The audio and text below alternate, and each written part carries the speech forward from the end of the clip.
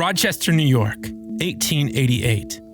The air smells like acetic acid and coal smoke. Chemicals and ambition burning side by side. And inside a factory, George Eastman is holding a small black box that weighs about 2 pounds. It's seasoned wood, cherry or mahogany, and it's wrapped in leather held together by a few pieces of metal hardware. It's simple and portable and light enough to carry to a family outing at the beach or maybe a honeymoon in southern France. This is the new Kodak camera. There's no viewfinder here. You don't look through it. You point it in the general direction of something and hope. And that's the feature. Eastman's slogan is brilliant copywriting. Almost sounds like the team at Apple had wrote it. You press the button, we do the rest. There's no chemistry to learn. There's no framing to master. No understanding of light required. You just press a button. You mail it back, and you wait for the pictures to come home. When it was released, the camera cost about $25 US, and with today's currency, it was the equivalent of about $800. It's not cheap, definitely, but it's cheaper than learning the knowledge that it replaces. I don't think Eastman was selling photography. I actually think Eastman Kodak was selling relief. Relief from learning, relief from effort, relief from not knowing what you're doing. And the promise underneath it all is intoxicating. Ownership feels like mastery. That if you just have the right tool, the hard parts quietly disappear. But not everyone was thrilled. By the early 1890s, series photographers back then had a name for these new Kodak users, button pressers, and it wasn't affectionate. One magazine ran ads openly shaming them. He is a poor specimen of a photographer who is content to press the button, let others do the rest, and then claim the results as his own. Another term entered the culture too, Kodak Fiends. Columnists warned that society was being overrun by people who had replaced skill with machinery, automations, a menace, a new terror, they said, because the cameras were small, they were fast, and they were easy. You could take a picture of people without asking. The newspaper, the Hartford Courant, warned that no one was safe anymore. The Kodiaker lay in wait, ready to capture your most awkward moments. And purists, well, they panicked. One writer declared that photography was dead in 1890. When everyone is a photographer, he wrote, then no one is an artist. Does this sound familiar? Same fear, same argument, different century, because the problem was never the camera. It was the idea that ease could replace intention, that convenience could stand in for curiosity, that pressing a button could be mistaken for making something, that belief hasn't gone anywhere. It just learned how to ship a whole lot faster. My name is Patrick Four, and this is the Terrible Photographer podcast, where we have honest conversations about creativity, identity, and discovering your voice. This is part 2 of the series I'm calling Heresies, where we say the things that the photography industry would prefer you not really think too hard about. And honestly, this series might get me into some trouble, but I'm here for it. Today is episode 49, friends. We've made it to episode 49. This episode I'm calling The Cult Member. So last week, we talked about why listening to your clients might be killing your work. This week, however, we're talking about 3 things. We're talking about loyalty, specifically camera loyalty, marketing, specifically how camera companies market to you, and mastery, and why your camera brand does not really care whether you're a good photographer or not. They just really want to sell you a camera. If this is your first episode, welcome. Feel free to jump around. There's no order here. And as always, you can email me me at any time with questions, thoughts, hate mail, especially after these episodes. I read everything. My email is in the show notes. So with all that being said, let's get into it.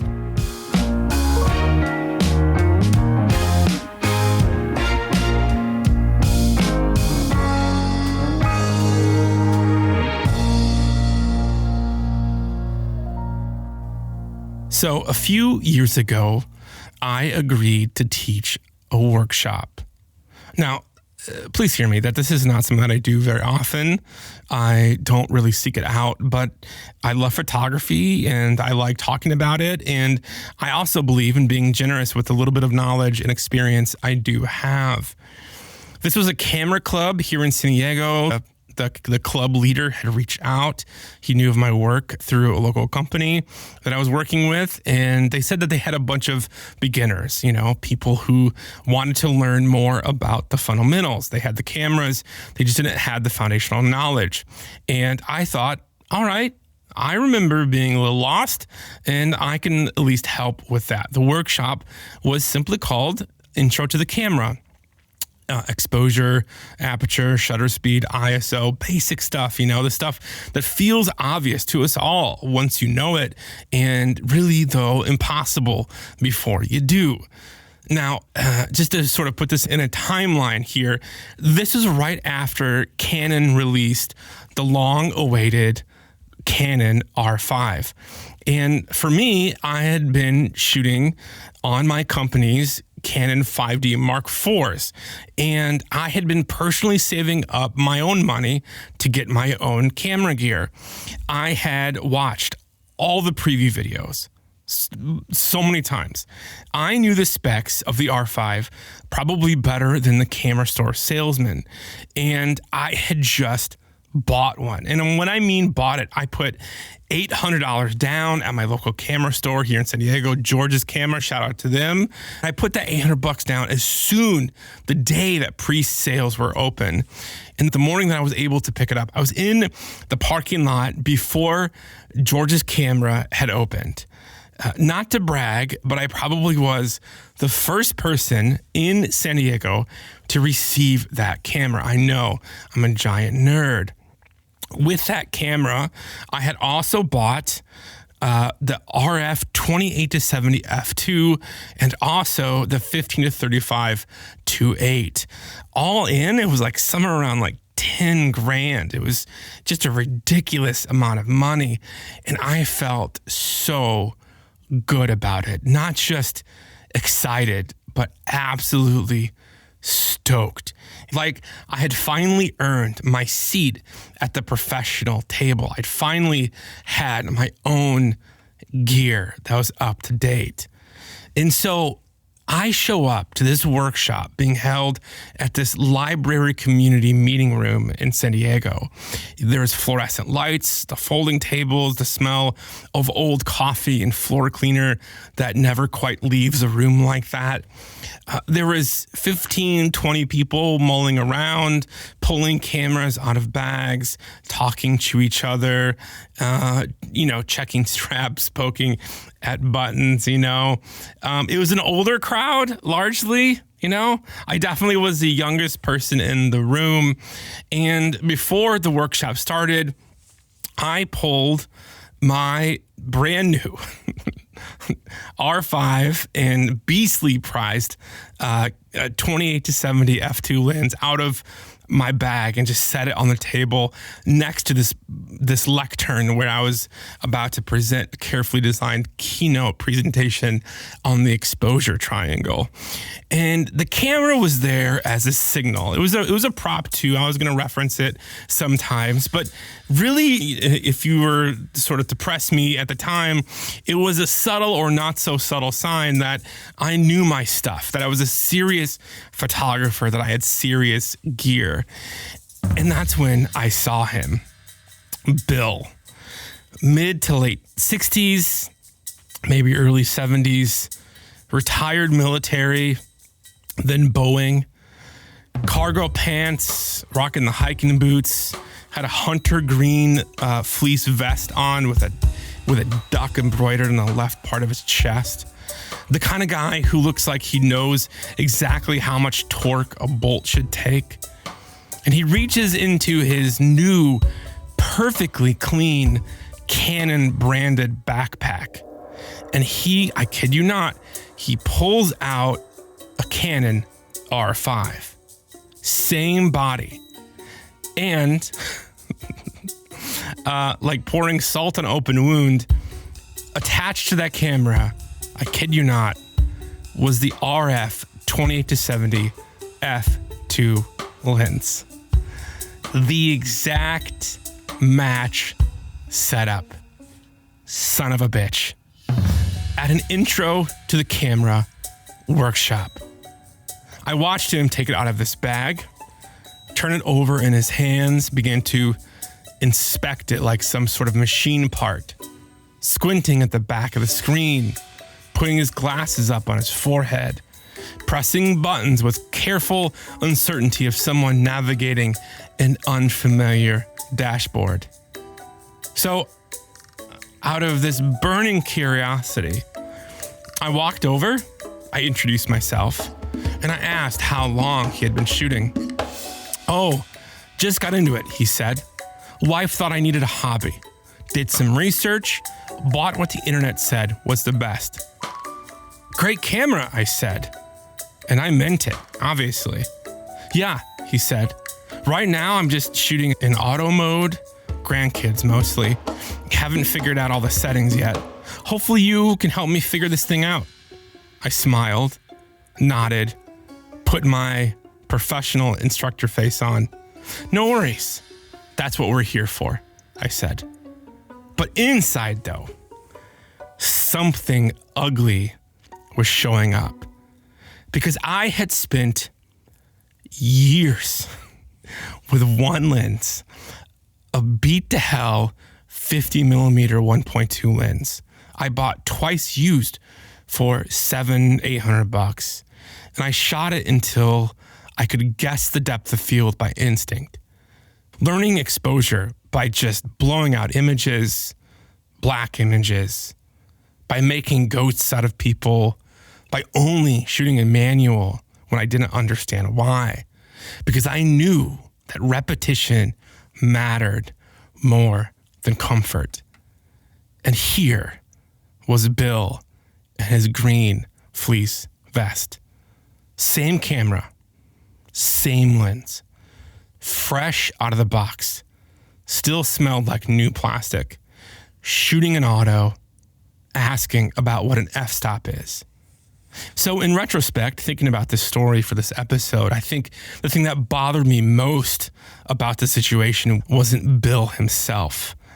It was actually me, because for a split second, I felt cheated, like it was an injustice, like there was supposed to be a gate to this whole thing.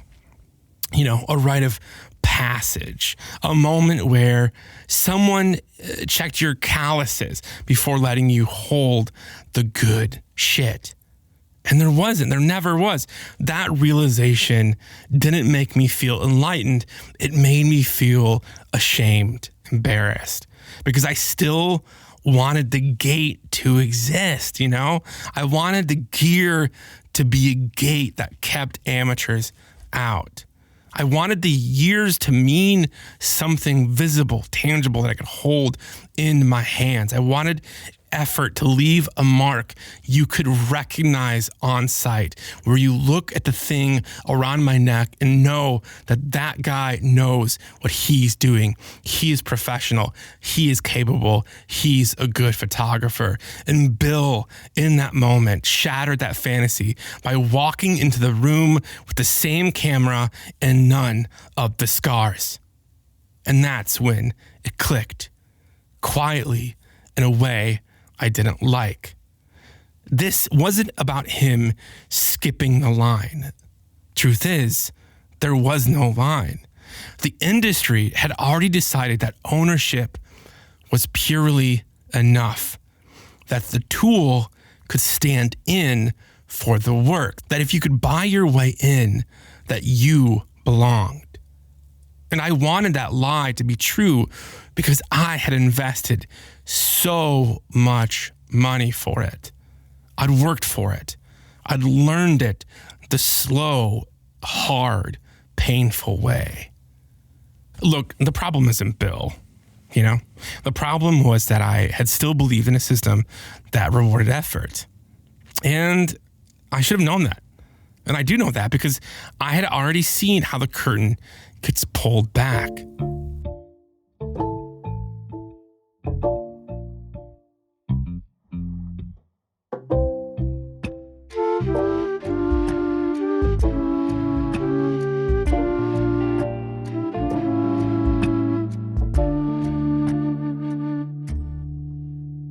So during this time, I was working for a global guitar brand called Taylor Guitars based in El Cajon, California.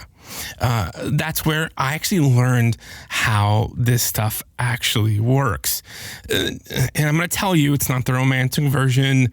It's more of the spreadsheet version. Taylor didn't just have customers. They had devotees. They had fans, super fans, people who flew in, I kid you not, from Japan, Germany, Australia, just to walk the factory floor in El Cajon, to smell the sawdust, to watch the craftsmen shape bracing patterns like surgeons, to hear about tone wood selection and neck joints and adhesive chemistry. And you know what? I actually gave the tours. That was part of my job. Some people even filmed me explaining glue like I was revealing classified information. They asked about bracing patterns, finish thickness, why we use one adhesive instead of another.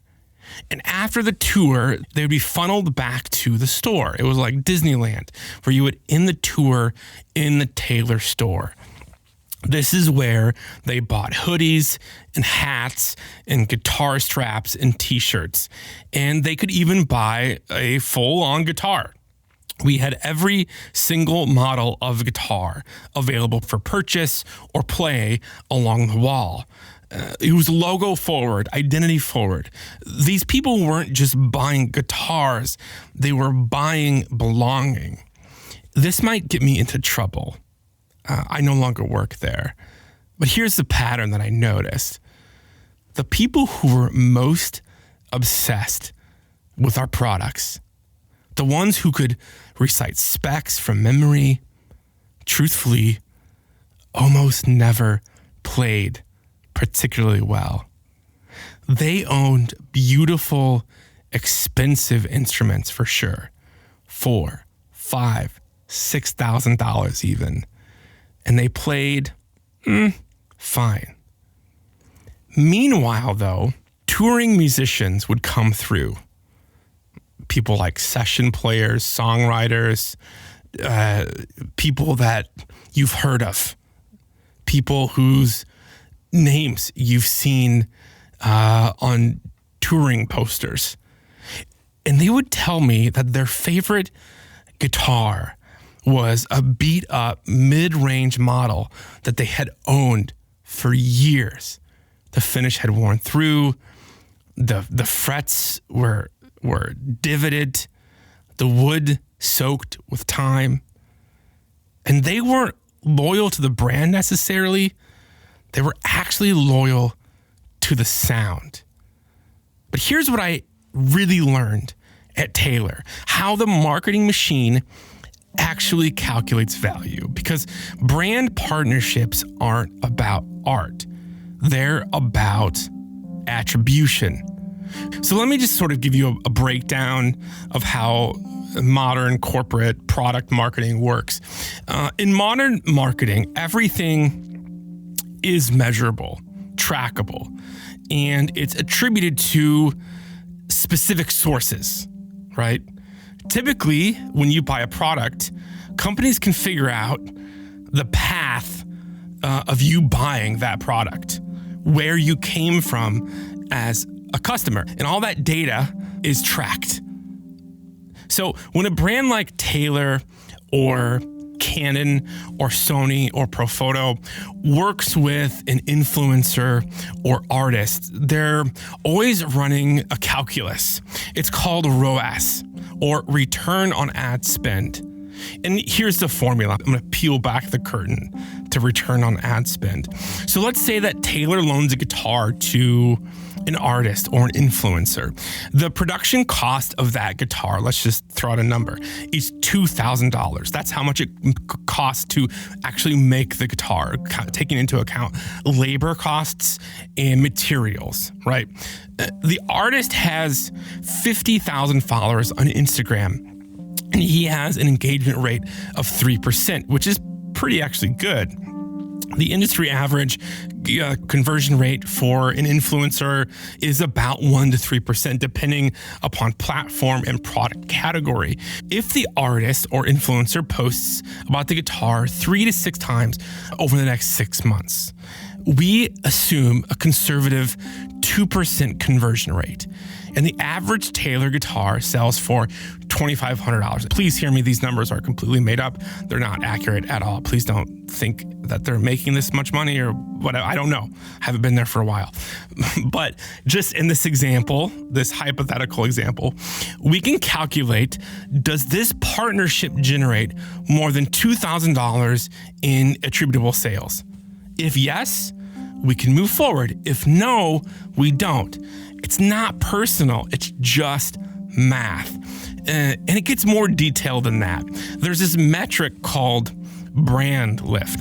We're really getting nerdy and in the weeds here. It measures how much an influencer partnership increases brand awareness, consideration, and purchase intent among a specific demographic. So you run surveys before the campaign launches, and then you run them again after. You track the data, you measure the shift in perception. If brand lift is significant, the partnership continues. If it's negligible, you cut ties or you change. Because the goal isn't supporting artists, the goal is always moving product. And that Taylor, honestly, man, we would get 5 to 6 or more requests a week from guitarists asking us to send them a free instrument in exchange for influence or exposure. They would say things like, I have 10,000 YouTube subscribers. If you send me a free guitar, I will feature it in all my videos. And our marketing team would pull the numbers. Actually, they wouldn't pull the numbers. There were people on our team that just knew this off the top of their head. They would look at their follower count, their engagement rate, their audience demographics, age, income level, geographic distribution, platform mix, content quality, posting frequency, average views per videos, all this data. And they modeled it. So if we give this person a $3,000 guitar and they commit to 3 posts over 6 months and their audience converts at 1.5%, does that equal at least $3,000 in attributable sales? Most of the time, the answer is no. Not because the guitarist wasn't talented, but because the math didn't work. So someone with 10,000 followers, even if they were incredibly skilled, which oftentimes they were, didn't have enough reach to justify the investment.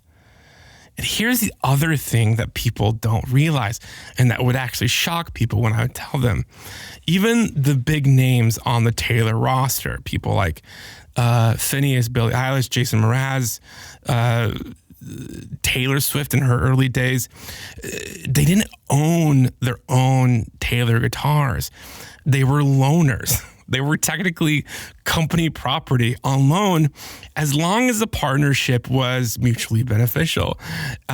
And every artist was different, but generally speaking, the artist agrees to be photographed with the guitar, maybe post about it occasionally, mention brand in interviews. Also, they would allow Taylor to use their image and likeness in marketing materials. And in exchange, they get to use whatever guitar that they would want for free, right? So some guitarists, like Jason Mraz or some other guitarist, they might have $20,000 of product out at one time that they would just use. They'd be testing. They would be playing it on tour. They would be using it in the studio. But those weren't their guitars. They were technically still the company's. We didn't pay them. We just give them loaners. And in exchange, they get to use a $5,000 instrument for free or $20,000 worth of product for free.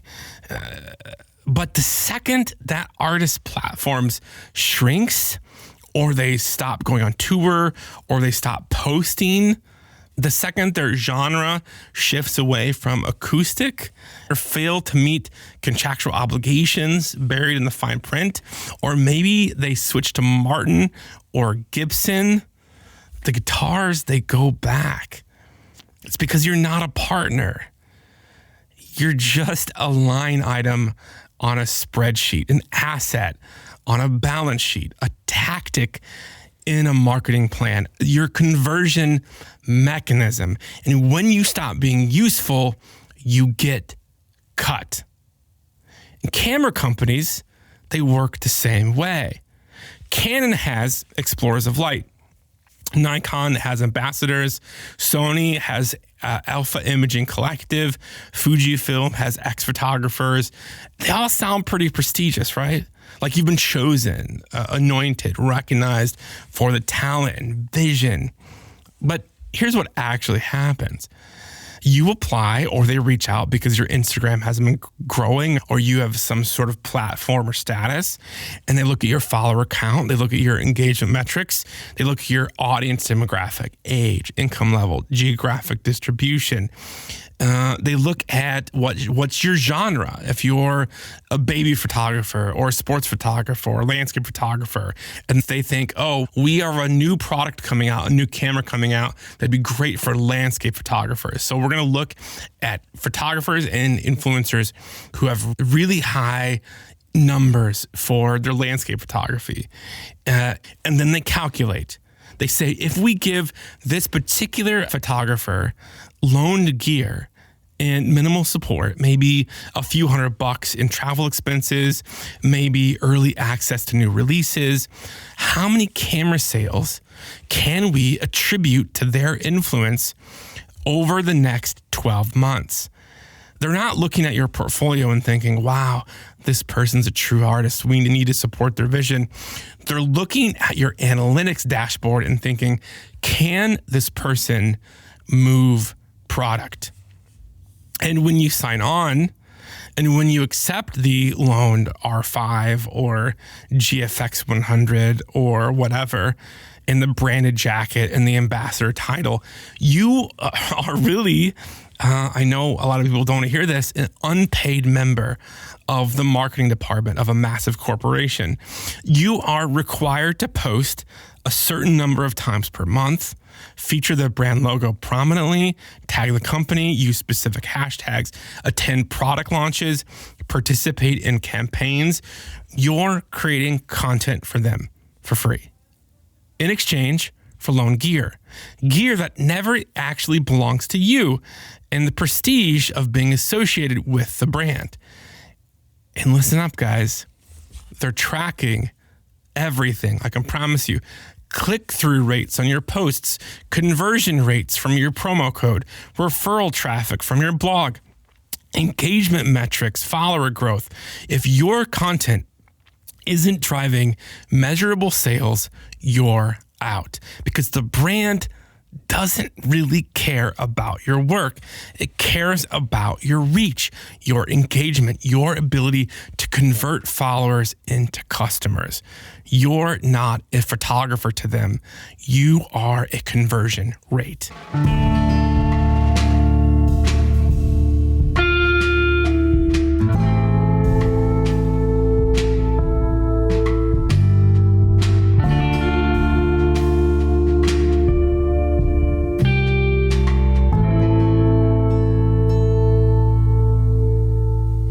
So there's a video that I saw a while back on YouTube that made me rewrite an entire chapter in my book about gear. It's from a series called Mix with the Masters. It's behind the scenes production breakdowns where successful producers walk you through how they made hit records. The title is pretty straightforward. Benny Blanco producing East Side and Younger and Hotter Than Me. It's two massive songs, right? Billions of streams combined, radio play, chart dominance, the kind of success that most producers would kill for. And the video opens up on Benny, and he's sitting at his desk. It's not really a desk, though. It's a simple wooden table. It looks like something that you would find at IKEA or build yourself in your garage. And on it is a Mac. The Mac is not new.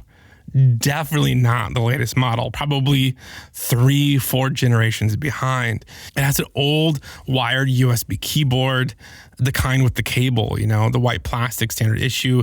It has an old Mac mouse, the kind that they stopped making years ago. The coffee mug, there's a sandwich on a cutting board for some reason, and that's it, right? There's no really fancy studio monitors that we can see, right? There's not much acoustic treatment on the walls. There's no rack of outboard gear with blinking lights. It's just a guy with weird hair sitting at a wooden table with a computer that's seen better days. And on the screen in front of him, you can see Pro Tools. The session is open. There's multiple tracks laid out. There's audio waveforms in different colors, green, blue, purple, and red. The visual signature of the song in progress. And he's making music, hit music that's been streamed over 1 billion with a B times on gear that looks like it came from a college dorm liquidation sale. And here's what gets me. He's not apologizing. He doesn't even mention it. He's not saying, yeah, I know this is a basic setup, but the dude is just working. He's talking about his process like it's the most natural thing in the world. And at one point in the video, he talks about the song East Side and how it came together. He says that he went through, quote, old sessions to see if I had like a little guitar that might work. Not I went online and bought a guitar plugin for $399. Not I hired a session guitarist. He dug through old projects looking for something that he had already recorded, something he could repurpose. And he found a guitar part. He pitched it up, created a loop, and then he started layering. It's interesting to me when you have all different sounds doing different things and going at different tempos and different speeds at the same time. It starts to make its own little like symphony, And especially with the vocal, when you throw in all those little things.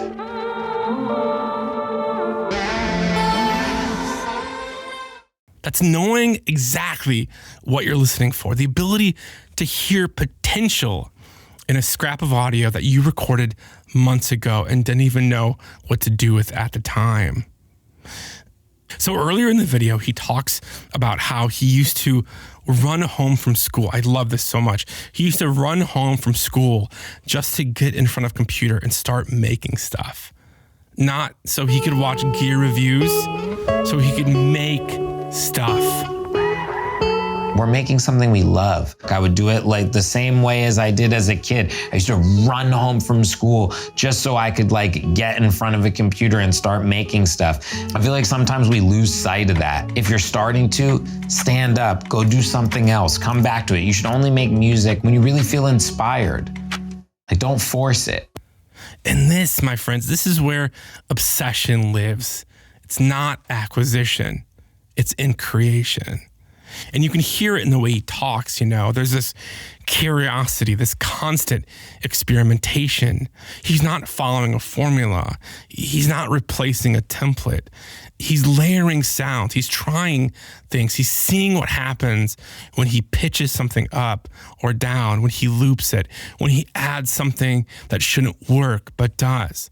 And he's doing all of that on a Mac that's outdated, with a wired keyboard, with plugins that came for free with Pro Tools, because the gear isn't the point. The sound is. And you got to understand, my friends, Benny Blanco can afford anything Benny Blanco wants. He can walk into Guitar Center or go on B&H or Sweetwater right now and buy a Mac Studio with 192 gigabytes of RAM, the latest MIDI controllers, a fancy console, a Neumann U87 microphone, API preamps, whatever the current flagship Pro Tools rig costs. The dude has the money. Cost isn't the issue, but he doesn't buy whatever he wants because he's not chasing gear. He's chasing the sound. You know, $100 Shure SM57 has been used on more hit records than almost any other microphone in history. It's the industry standard for snare drums. It's been on guitar amps, vocals, brass, percussion. You'll find it in basement studios in Abbey Road alike. Not because it's cheap, because it works and it does what it does very well. And yeah, sometimes you need the $5,000 Telefunken U47. Sometimes you need that specific warmth, that vintage tube character, the thing that only a $5,000 condenser microphone can give you. But the point is, the decision isn't about the price. It's not about the status. It's not about showing up to a session with the right microphone so other producers nod in approval. It's about, does this tool help me make the thing that I'm trying to make? That's it. That's the whole goddamn question. Benny Blanco doesn't use an outdated Mac because he can't afford a new one. He's using it because upgrading would mean potentially relearning his workflow, reconfiguring his session templates, updating his OS, dealing with plugin compatibility issues, spending a week troubleshooting instead of creating. And he would rather make music. He would rather get in front of a computer and start making stuff because that's where obsession lives, not in the specs, in the making. Willie Nelson has played the same guitar trigger for over 50 years. A Martin N20 classical guitar beat to absolute hell. There's a hole worn completely through the top from decades of picking and strumming. Autographs scrawled across the body from other musicians, scratches and dings and wear that would make any luthier wince. It's held together with love, stubbornness, and probably some duct tape somewhere. Any guitar tech would take one look at it and recommend immediate retirement. I know it's probably been repaired over 100 times. Willie, can we get you a new one? Custom built, perfect. But he won't replace it because that guitar has his sound. The wear, the damage, the decades of use, the way that the wood has aged and resonated, the sweat and smoke and stories of 50 years on the road, so much weed smoke. They're a part of what makes it sing. And we all know Willie Nelson can afford any guitar that he wants in the world. He can walk into any custom shop, right? The Gibson, Taylor, Martin, doesn't matter, and commission something pristine and perfect and exactly to his specifications. But he doesn't want that. He wants the tool that serves the work. The tool he's mastered so completely that it becomes an extension of how he hears music. Listen, musicians fetishize sound. Photographers fetishize newness.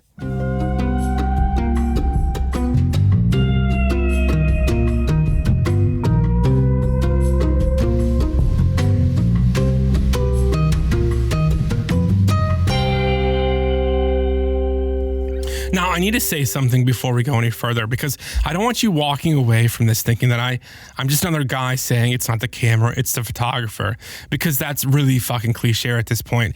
And worse, if it's not honest, you know? Of course the camera matters. I can do more with my R5 than I can do with my iPhone. Can I make an interesting photo with my iPhone 16 Pro? Absolutely. Can I use the limitations of the iPhone sensor to think creatively about composition, light, and timing? Absolutely. But can I produce a better, more efficient, more technically capable work with a tool like the R5? Absolutely, yes.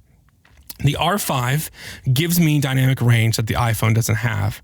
It gives me interchangeable lenses. It gives me manual control over every variable, the ability to shoot in lighting conditions that would destroy a phone sensor, RAW files that I can push in post-production without falling apart in noise and artifacts. It gives me actual depth of field as opposed to a digital interpretation of depth of field.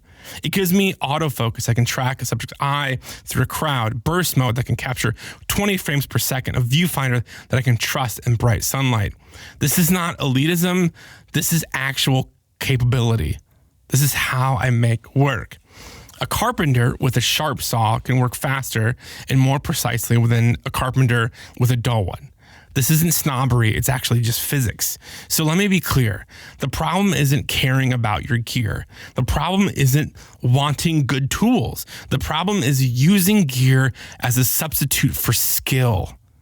Thinking the right camera will transform you from mediocre to masterful. Believing that if you just had the right lens, that body, that lighting setup, that you would be able to make the work that you are imagining. That's the trap, friends, because the R5 doesn't make me a better photographer. It makes me more capable photographer, but only if I already know what I'm doing. If I don't understand light, the R5 won't teach me. If I don't understand point of view, the R5 won't give me one.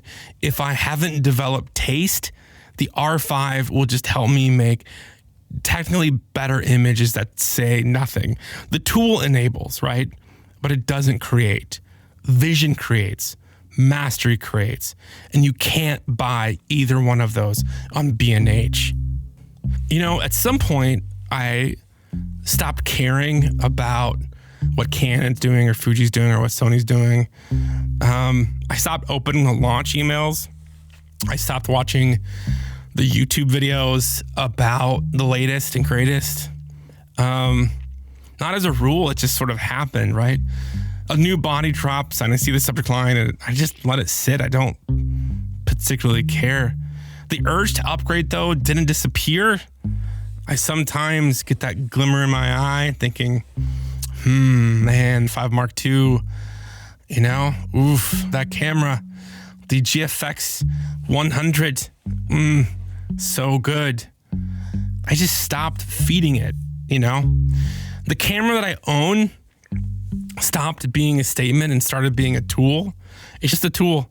It's metal, plastic, glass, you know? Because I don't think tools need applause. They actually need dirt. They need to be used. They need to be scratched and worn.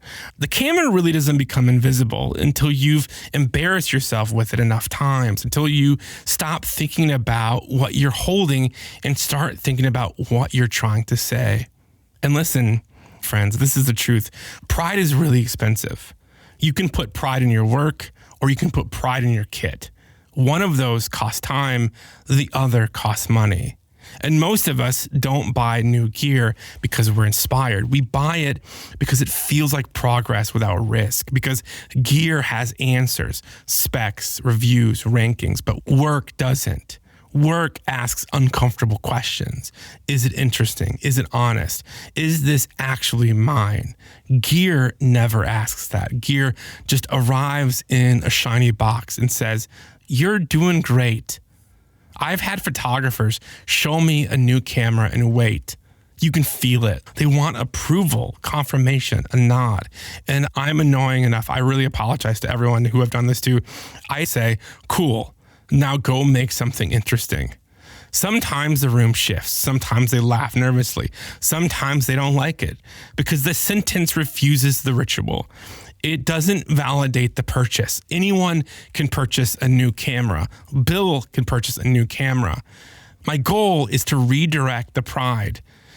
Impressing people with gear is easy. It's not that hard. Receipts are loud. Impressing people with work, though, is slower. It's quieter and it's riskier. And look, I get it, man. You wanted the gate to exist too. You wanted your camera to mean something, to signal that you put in the work, that you had earned the right to be taken seriously. And the industry sold you the idea and wrapped it up in carbon fiber and premium glass and made you believe that ownership was a proof of commitment. It's not your fault for believing it. I believed it too. I showed up to the workshop with my R5 on display because I needed Bill to see it, to know that I belonged, that I had paid my dues in a way that was visible and undeniable. And when he pulled out the same camera, I felt fucking robbed. Not because he didn't deserve it, but because I realized the thing that I had been chasing, the external validation, the proof of effort, didn't exist in the way that I thought it did. But here's what I've learned since then. It's okay to love your gear. Please hear me. It's okay to feel proud of the tools that you've worked hard to afford. It's okay to get excited about a new lens or a new body or a new lighting setup. The problem isn't caring about equipment. The problem is using it as a substitute for the work, using it to avoid vulnerability of putting something out into the world and not knowing if it's good or not, using it to skip the uncomfortable middle part where you make bad images and learn from them and slowly get better. You're allowed to have a gate. You're allowed to work hard for your gear. You're allowed to feel legitimate because you own professional gear. But that legitimacy doesn't come from the camera. It comes from what you do with it. And if you're waiting to feel like a real photographer until you own the right gear, you're going to be waiting forever because the camera companies will always have a new model, a new feature, a new promise that this time, this upgrade will finally close the gap between where you are and where you want to be. But hear me, friends, it won't. But here's the good news. Here's the good news. You don't need it to. You already have, most likely, what you need. Not in the motivational, you're good enough sense, but literally in the practical, mechanical sense. The camera that you own right now, you might be looking at it right now, whatever it is capable of making extraordinary work. The only question is this: are you? And you won't find that answer in a spec sheet or a B&H product page.